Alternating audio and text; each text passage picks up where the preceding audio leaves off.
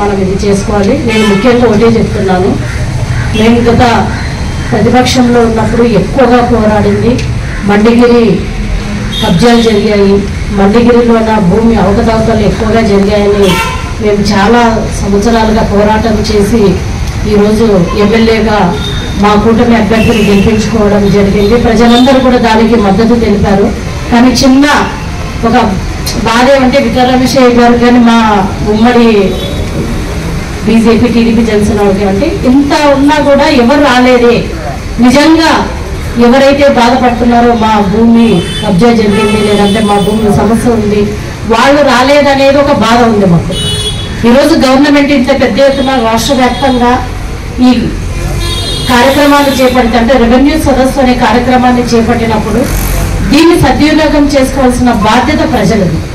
ఎందుకంటే గవర్నమెంట్ ఈరోజు ఎంఆర్ఓ గారు చెప్పారు ఇందాక, ఎంఆర్ఓ ఆఫీస్కి వెళ్తే ఆయనకు 44 గ్రామాలు చూసుకోవాల్సి వస్తుంది. అదే ఈరోజు మీ దగ్గరకు వచ్చారు కాబట్టి ఈ ఉండే టైం అంతా కూడా కేవలం మండగిరికి మాత్రమే ఉపయోగిస్తారు కాబట్టి ఇది చాలా చక్కగా వినియోగించుకోవడానికి అవకాశం ఉండేది. బట్ ఎనియో ఈ విషయం తెలియక కొంతమంది రాలేకపోవడం, వేరే పనుల వల్ల కొంతమంది రాలేకపోవడం, ఎటువంటిదైనా కూడా వచ్చిన వాళ్ళు ఖచ్చితంగా రిజిస్ట్రేషన్ మీరు చేయించుకోండి. 100% మీ సమస్యలు పరిష్కారం అయ్యే విధంగా జరుగుతుందని. ఎందుకంటే చంద్రబాబు నాయుడు గారు అయితేనేమి, పవన్ కళ్యాణ్ గారు అయితేనేమి, పురంధరేశ్వరి మేడం అయితేనేమి, మేమందరం కూడా ఎన్డీఏ కూటమి ఈ రోజు రాష్ట్రంలో ఎక్కడ కూడా ఒక సెంట్ భూమి అవకతవకలు జరగకూడదు, ప్రజలకి ఎవరికైతే చెందాల్సిందో వాళ్ళకే చెందాలనే ముఖ్య ఉద్దేశంతోన ఈ రోజు ఈ కార్యక్రమం చేపట్టడం జరిగింది. కాబట్టి అన్ని ఇక్కడ ఒకటి కాదు, ఆదోని మండలంలో ప్రతి గ్రామంలో కూడా ప్రజలందరూ కూడా ఈ రెవెన్యూ సదస్సుని చక్కగా వినియోగించుకోవాలని కోరుకుంటూ, ఆదోని మండలంలో ఎక్స్ప్రెస్లీ మండగిరిలో ఉన్న చాలా ఉన్నాయి. ఇది ఒకటే కాదు, ఇది స్టార్టింగ్ మాత్రమే. ఈ రెవెన్యూ సదస్సులు ఇంకా జరుగుతుంటాయి కాబట్టి ఈ రోజు పాల్గొన్న వాళ్ళు నెక్స్ట్ టైం కూడా వచ్చి వాళ్ళ అవకాశాన్ని వినియోగించవలసిందిగా కోరుకుంటూ, సార్ మా దృష్టికి కూడా చాలా వచ్చేసారు. ఎక్స్పెషల్లీ పాస్బుక్ లో కొద్దిగా ఉంటే ఎంజాయ్మెంట్ లో కొంతమంది పేరున ఉంది. ఇది ఎక్కువగా మేము గ్రహించింది.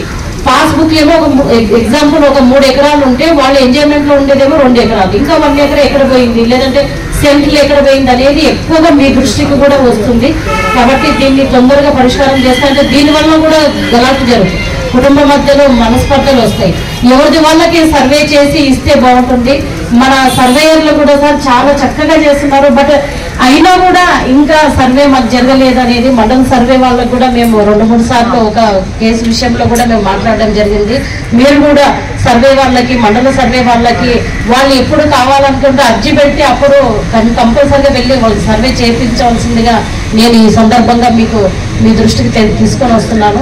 కాబట్టి తొందర లేదు అంటే ఇమ్మీడియట్ గా మనం స్టార్ట్ చేస్తే, ఎందుకంటే మధ్యాహ్నం 1 గంట వరకే అంటున్నారు కాబట్టి చాలా మంది ఇక్కడ వచ్చారు కాబట్టి ఇమ్మీడియట్ గా స్టార్ట్ చేసి దీన్ని పరిష్కారం అయ్యే విధంగా చూడవలసిన బాధ్యత మన ఎంఆర్ఓ గారు ఉందని తెలియజేసుకుంటూ, నాకు ఈ అవకాశం ఇచ్చిన ప్రజలందరికీ నా హృదయపూర్వక ధన్యవాదాలు తెలియజేసుకుంటున్నాను.